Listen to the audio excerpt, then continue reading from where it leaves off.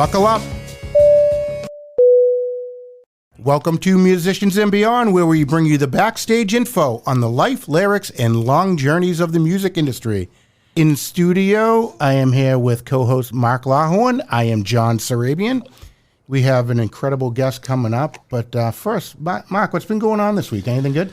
It's just been busy getting back into the regular schedule of things, getting rid of, putting the summer behind us and spending more time at home with the kids and the wife and at the hockey rink. Awesome. How about you? We had a busy night the other night. We had Musicians and Beyond was the co-host of a VIP Extreme Aerosmith after party the other night, thanks to Johnny Caron of Fenway Johnny's. Yeah, and there was some big names that came through there. The whole band Extreme came. Aerosmith did not, because they're going on tour and they're afraid of the that it's called COVID, I think, something like that. They're afraid of that. Yeah. And we had Ernie Bach come through. We had Paul Gehry, the manager of Godsmack. So it was a success. Yeah, check out the pictures on the Facebook page and Instagram. You'll see that, as John said, John Caron hosted the After Hours party along with John and Musicians and Beyond. Well-attended, fun time, but West End Johnny's and Fenway Johnny's. If you haven't been there, get out there. 2 great restaurants, one at the Garden and one at the Park. So make sure you get out there. It was awesome. It was the closest 100 friends that we had. So it was good. Hey, Mark, who's that guy? Who's this guy? Some guy's trying to break in the studio here. Is this the engineer? Who's this guy? Wait, I heard you guys were having technical difficulties. We were having technical difficulties, and we called in the lefty. Taylor, look who... am I interrupting? Taylor, look who showed up here. I heard you guys were in trouble, so I ran as fast as I could. Gary, what are you doing in here? Buddy. We got Jerry DeVilla here from... another fantastic podcast. It's another Sunday podcast. And he is the one who hooked us up with Taylor. Thank you, Jerry. That was awesome. Hey, guys. Hey, Jerry. I heard you were experiencing some trouble, so I rushed right over to, No, Mark and I are the only trouble in this studio. So we're honored. We got this guy, Taylor Bloom. He's currently from Upper Manhattan, New York, and he's got a busy schedule. Yeah, Taylor, welcome to Musicians and Beyond. Oh, man, thanks, you guys. What a pleasure. And what a pleasure to have this special guest, Jerry. Right. How you doing? Hey, man. Yeah, this is going to be fun, man. You're into a little bit of everything. You really started out with music, and then your acting career is starting to blow up. Yeah. I've been playing music and acting since I was a little kid, and over the years I've kind of alternated back and forth, dipping my toe in each area as I go through life. The music as a means of expression took a sort of a front seat for me during the height of the pandemic. And now that things are sort of getting back to normal, thank goodness, I'm sort of focusing a little bit more intently on the acting side of things, and that's been great as well. Cool. You get a pretty good history behind you with between your music and your acting.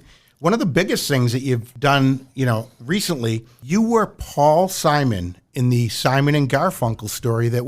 It's actually an international act that goes around. I'm sure there's more than one Simon and more than one Garfunkel, but you were the guy, like the main man. Yes, yeah, and that show was an amazing experience. As you mentioned, you're right. There are like multiple Pauls and multiple Arts, and I can tell you that next to them and next to the rest of the band, I'm really sharing some rarefied air on that stage. Like everyone up there is, they're amazing musicians and great people to be around. One of my favorite musicians actually is a guy I actually met him through the show, and he is he's in this. Well, he used to be in this bluegrass band, and now he plays with his brother. He's a twin as well as me. We're both twins, but his name is George Clements. He's this amazing guitar player and singer, and he plays with his brother Charles, who's an upright bassist. And it's really gratifying for me as a guitarist and a vocalist to be in the same role as a guitarist and vocalist like George Clements, because George Clements is world class, Yeah. Well, slouch yourself. Well, I do my best. No, you do really good. I mean, you got on your website, you have links to all your videos, and I was going through your videos. You've had over 1 million streams, when you combine all your videos. I mean, that's a lot of streams. I just found that out, actually. Yeah, I think I just hit it. My parents told me that, and I don't know how they figured it out before I did, but somehow they did. And it was exciting. Yeah, I mean, one video alone has 530 plus thousand streams. So that bot works? Awesome. Yeah, man, that bot's doing great things. That keeps me hooked up. Taylor, I have to tell you, leading up to this, after Jerry introduced us and listening to you on the other podcast and on theirs, it's Another Sunday Podcast. I was really, really excited because you are more than just musical. You're artistic, you're creative, you are musical, and you do a lot of acting. I imagine your role as Paul Simon is a little bit of both acting and playing music. How do you prepare yourself for that? Well, the biggest thing, of course, I mean, when I first stepped into the role, was learning all of the guitar parts. Because that's Paul Simon's thing. He's got a great voice. The art's kind of known as the voice, but he's this unbelievable, groundbreaking fingerstyle guitar player. And when I first started with the show, I was fine. I was good. But that show made me a much better guitar player and, opened up a whole world of writing that I was able to do after playing in that role. Yeah. Well, that's interesting. And you talk about the fingering style of Simon. Were you of that style before you took the role on, and did you have to really grow into that? You have to have a certain foundation to be able to even audition for a show like that. So I knew some stuff, but there are a couple of specific techniques that he wrote a lot of songs with what's called a Travis picking, which is a right hand technique. It's very like folk and bluegrass based. I knew fingerstyle guitar in air quotes, but I hadn't learned how to Travis pick yet. And it was actually, learning that show, but then also one of the other musicians on the tour is another great musician, Joshua Lee Turner, who's kind of been sort of a mentor, big brother of mine in music, in songwriting. He also engineered and produced my second album. He would take me aside and be like, "Hey, Taylor, like, here's this thing about Paul Simon. Here's this thing about Paul Simon." He kind of like shepherded my right hand technique into playing more like Paul Simon, which is so helpful. I now can play with a thumb pick, which is very classic 1960s fingerstyle guitar technique. Interesting. Yeah. Have you ever met either Simon and Garfunkel? I haven't, although I have kind of a funny story that relates to that question. Through the Simon and Garfunkel story, I had the pleasure of meeting the gentleman who used to work as the touring lighting designer for Jackson Browne, who's a hero of mine. And so this friend of mine invited me to go see a concert of Jackson Browne's at the Beacon. Jackson plays every year at a theater here in the Upper West Side. And when I went to see that show, I ended up sitting next to Paul Simon's assistant, who was not happy to learn that I played Paul Simon in the Simon and Garfunkel Story.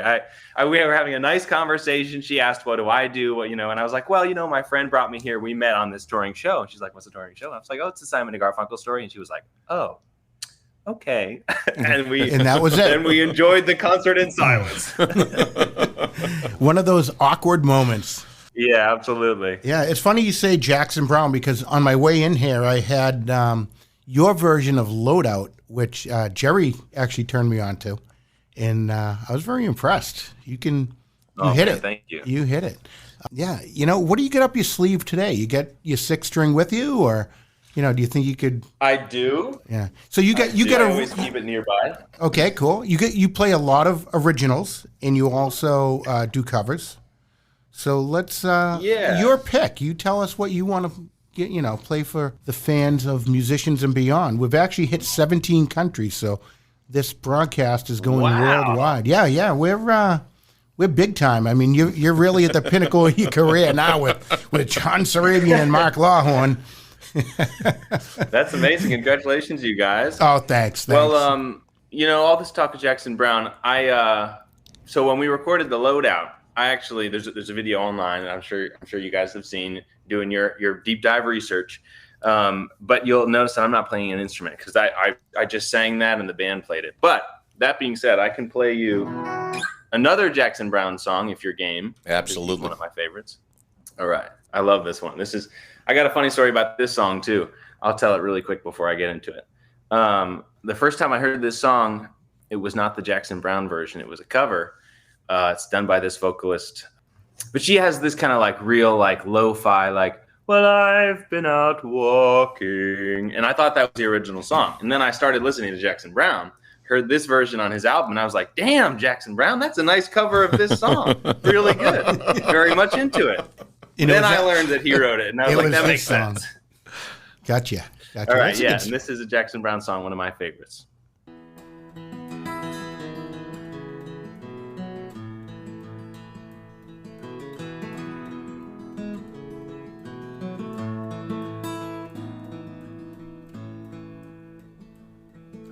Well, I've been out walking. I don't do too much talking these days. These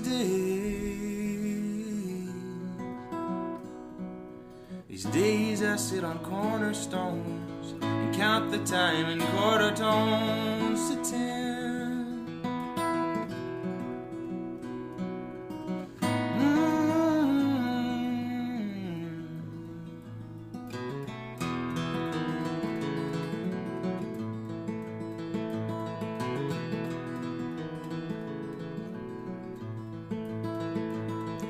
And I had a lover,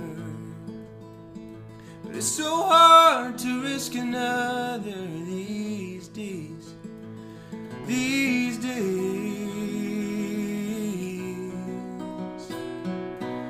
days I seem to think a lot about the things that I forgot to do for you. And all the time I had the chance to.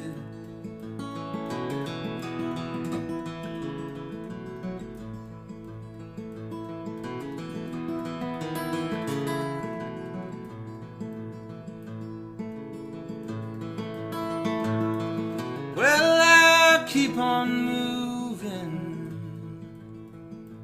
Things are bound to be improving these days. One of these days.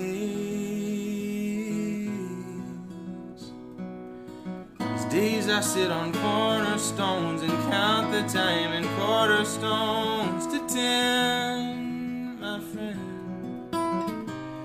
Don't confront me with my failures. I had not forgotten them.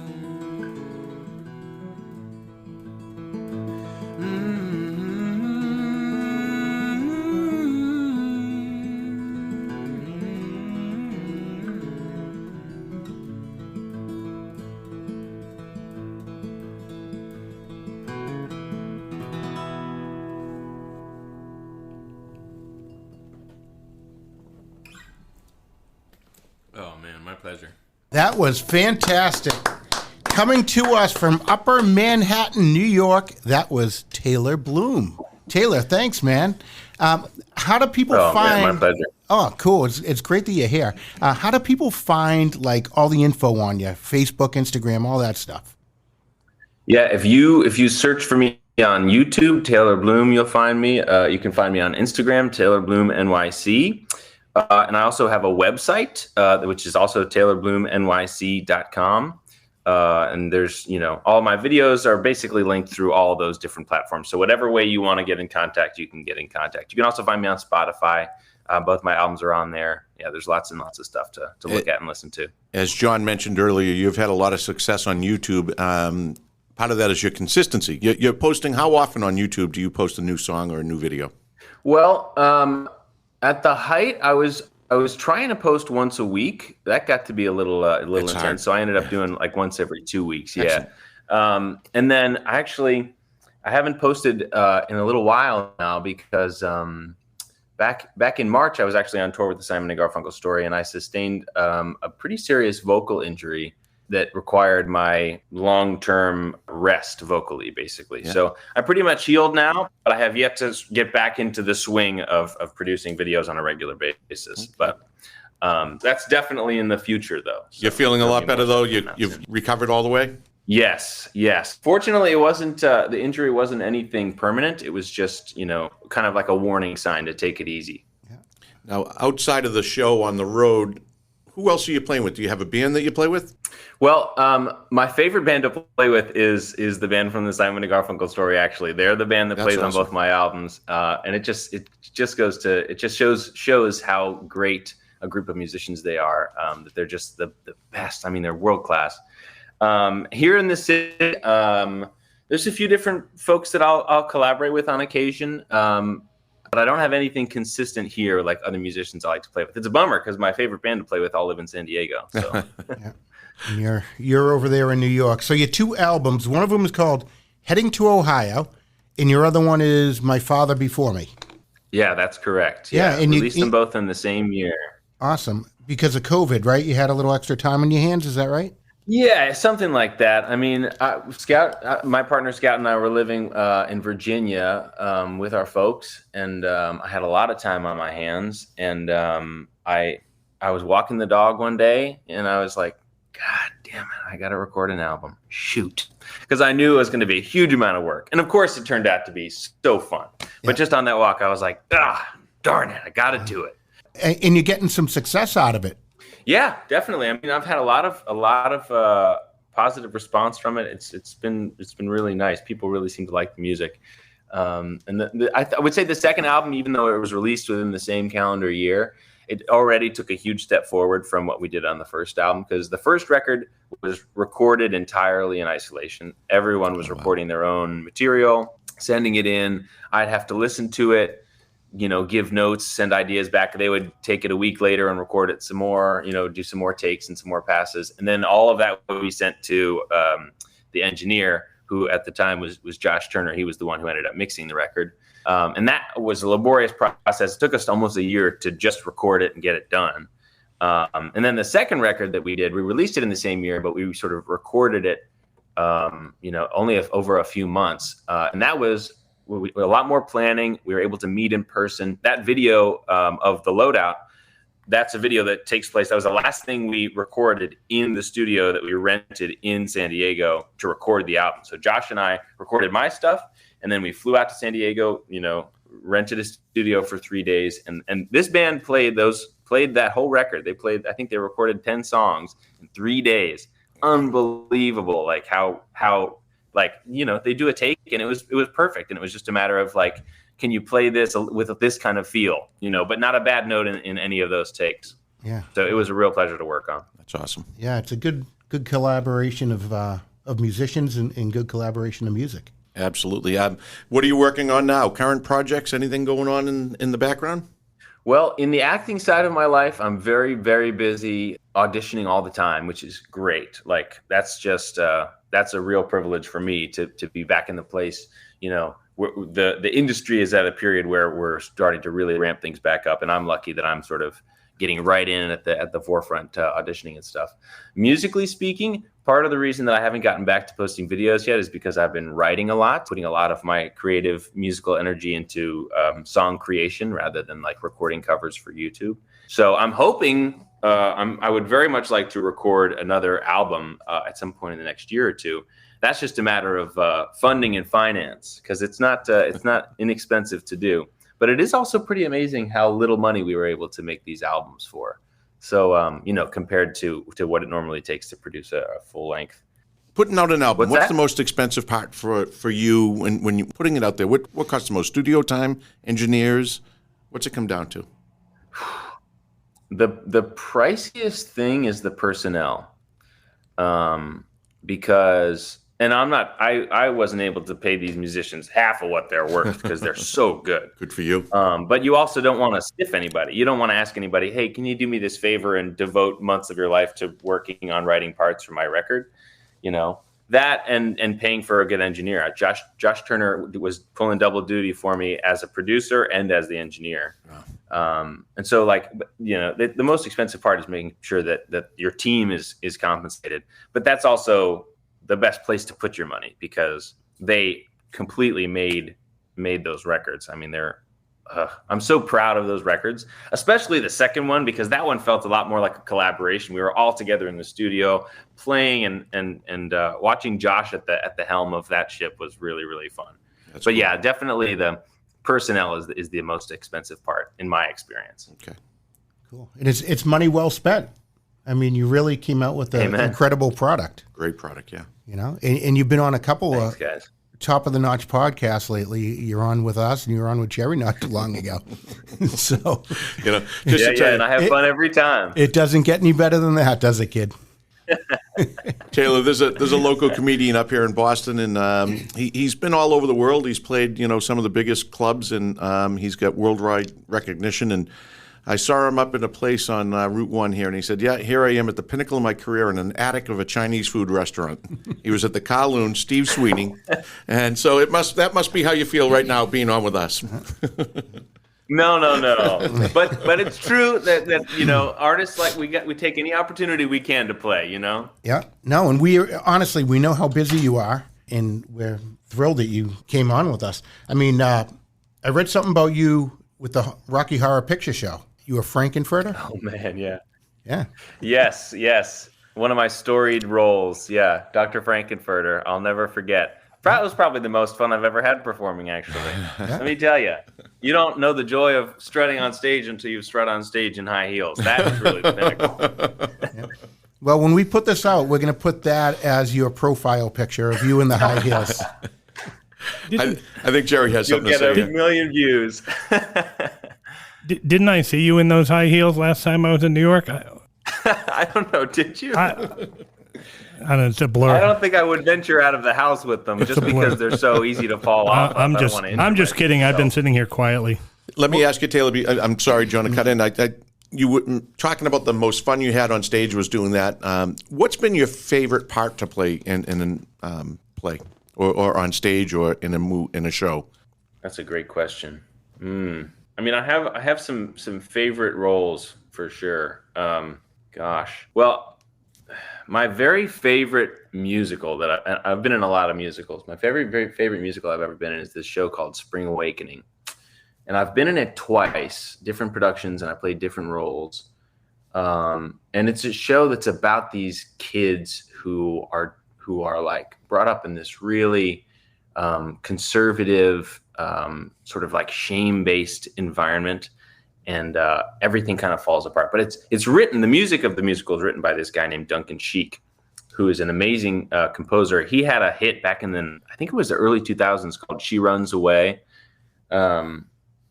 So that's a beautiful musical. I love that. But also, in all honesty, Dr. Frankenfurter was a lot of fun. I like it. Yeah, they put on a good show. Let me ask you, Taylor, what's the best part of doing music? Do you like to be on the road? Do you like to be in maybe like a house show where you're performing at one location? What's the best part of performing for you? I really love being on tour.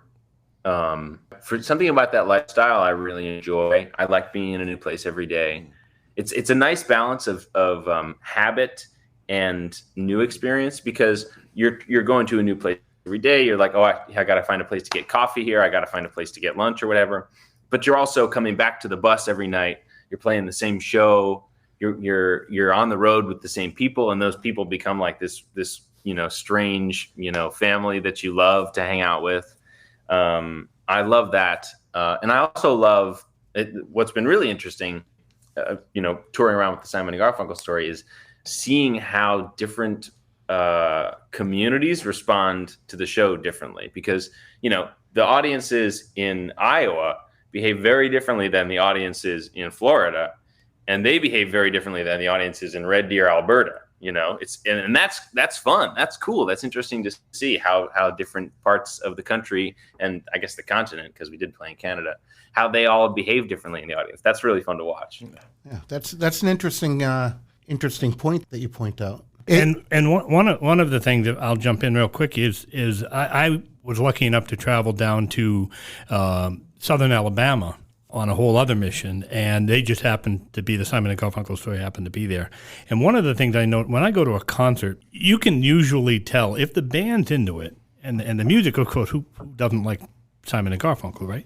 But you could definitely tell that this was a team of musicians that absolutely adored each other on stage. They knew every move, because that's what I look for, especially knowing some of the guys, that's what I look for. And they could read each other, and they read the audience, and it was an awesome show. I know he said at the beginning that they're all great musicians, and they are. Taylor and Ben, who was Art in this particular show, had such a chemistry together, and I think you typically didn't. Paul's always played with the same Art. Art's always played with the same Paul. But you just saw the energy up there. It was amazing to watch the performance, and he did such a great job. The whole show, and the audience. I actually talked to the audience in the intermission, and was getting feedback before I told anybody that I knew who they were, and it was remarkable. So, and that's important, and that's what that band does. That's what Taylor does, and anything that he's done, whether it's his YouTube stuff or Simon and Garfunkel Story or the two albums. He's amazing. Wow. You're not currently touring with the Simon and Garfunkel, is that correct? That's correct. Yeah, That's the correct. show's actually on hiatus right now. They're coming back next calendar year. Yeah, because they're coming to our area March 4th of 2023, and we were hoping to see you on stage. I won't be there, unfortunately. Okay. Yeah. My time with the Simon and Garfunkel Story has come to a close. Okay, well, you're going to... Very amicably. Yeah, it's just been I've been on the road with them for 5 years, so it's time to move on. No, I get it. It's time. You're going to open up a bigger and better chapter. Hopefully. Here's hoping. You've written a good story. Cross your fingers that George Clements is playing there when they come in March, because that would be a pleasure. He's amazing. Well, I'm going to have to check it out. Definitely have to check it out. Taylor, you talked about how you're doing a lot of writing and spending time being a little bit more creative, putting pen to paper. Is there anything that you've written recently that no one's heard that you could play today? Ooh, sure. That's actually I could definitely do that. Let me, because it's very new, I got to pull up some lyrics to make sure I don't forget anything here. Okay, hold on. This is one of the ways that I keep busy when I am on the road with the Simon and Garfunkel Story is songwriting. So this is something that I started on my last tour with the Simon and Garfunkel Story. I think we were in Texas. Pretty sure we were in Texas. And I finished it just recently. It's a little love song here.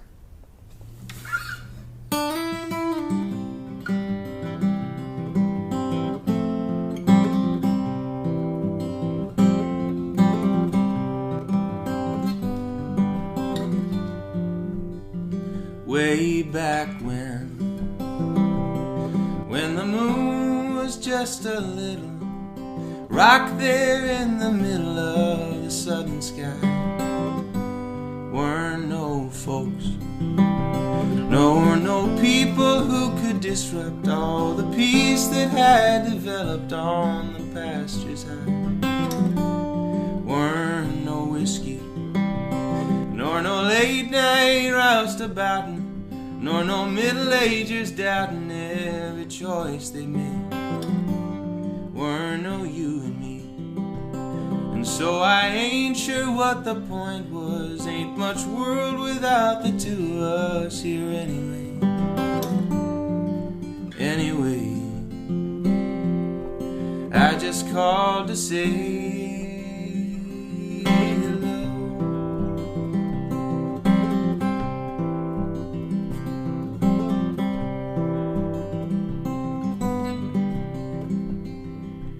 New York City got all them stoplights in the subway, a tiny island where the world was never wider.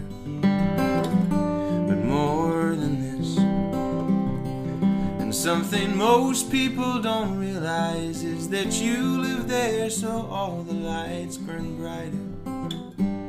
Right or wrong, I just thought we could use a song.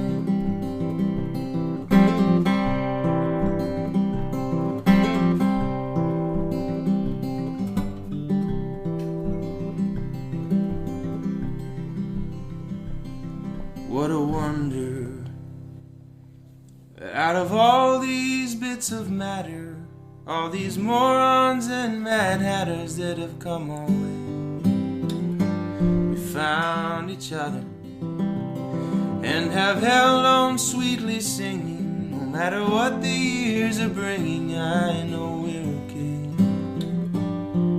anyway.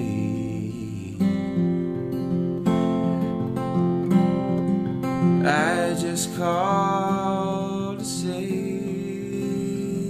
hello.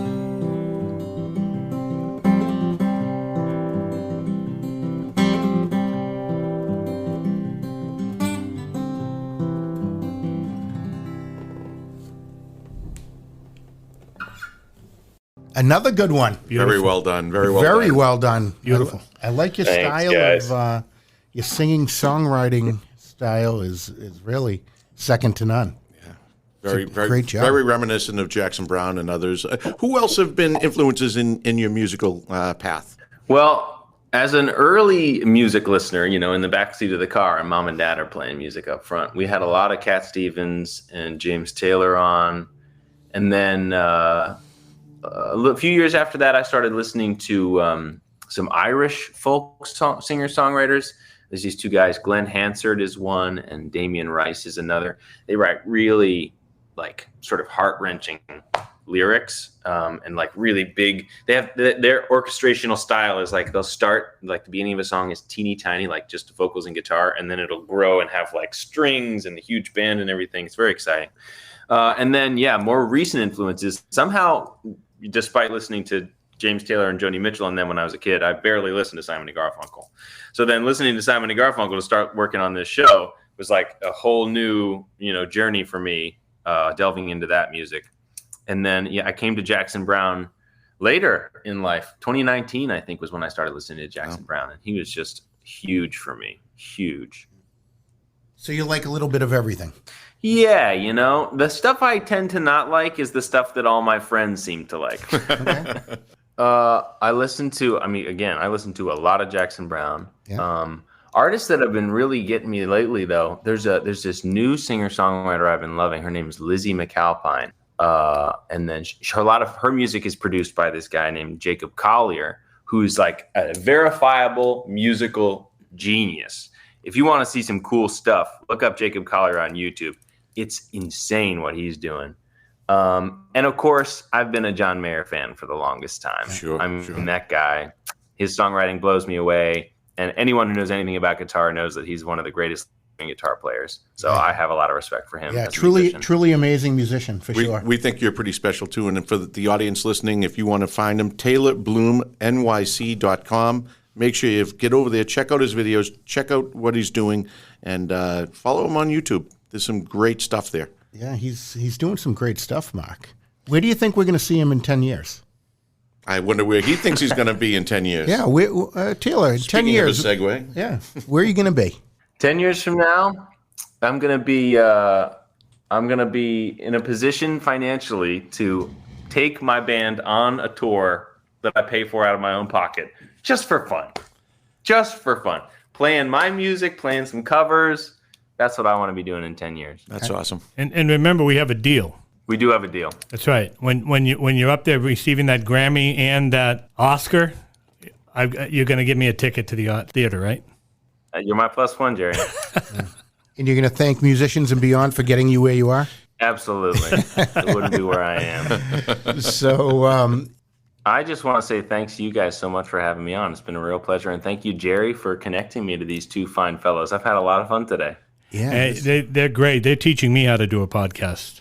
yeah. Actually, Jerry was one of the first people that we reached out to when we started it, and he held our hand and walked through, and now we bounce a lot of things off each other, and we're both very successful. We've both been played all around the world. And, it's because of people like you that make us sound good. Taylor, all you got to do is listen to the way Jerry framed that. He said, they're teaching me how to do a podcast. What he really meant was we show him what not to do, and he learns from that. we read right through the lines, Jerry. Yeah, no, we're Am I that transparent? we have Taylor Bloom StreamYarding from New York into Musicians and Beyond. Yeah, and we had another special guest, Jerry Davila from one of the world's best podcasts out there. So he broke into the studio and kind of, I'd say photo bombed, but podcast bombed our podcast with Pod bombed. with He pod bombed. with Taylor. Yeah, he pod bombed. Pod bomb. That's a new word. We just It'll be in Merriam-Webster Call next up year. Funk and Wagnalls. yeah. So Thanks for having me. so Taylor, we want to thank you for being on. We wish you success. You are a tremendous person. You got some great talents. You're really working on your acting career, and we're wishing the best for you. And I think we're going to hear more of you. But your musical career isn't anything to bat an eyelash at either. It's you're really doing good things. So thanks for taking your time, coming on, sharing your stories. We had a great time. Yeah, and we want to thank you. A lot of times we end the show by, we learn a lot about people going through this, and it's a journey for us, and we meet a lot of people, and we like to think that at the end of every podcast we've gained a new friend. So from our perspective, we'd like to say thank you for being our friend.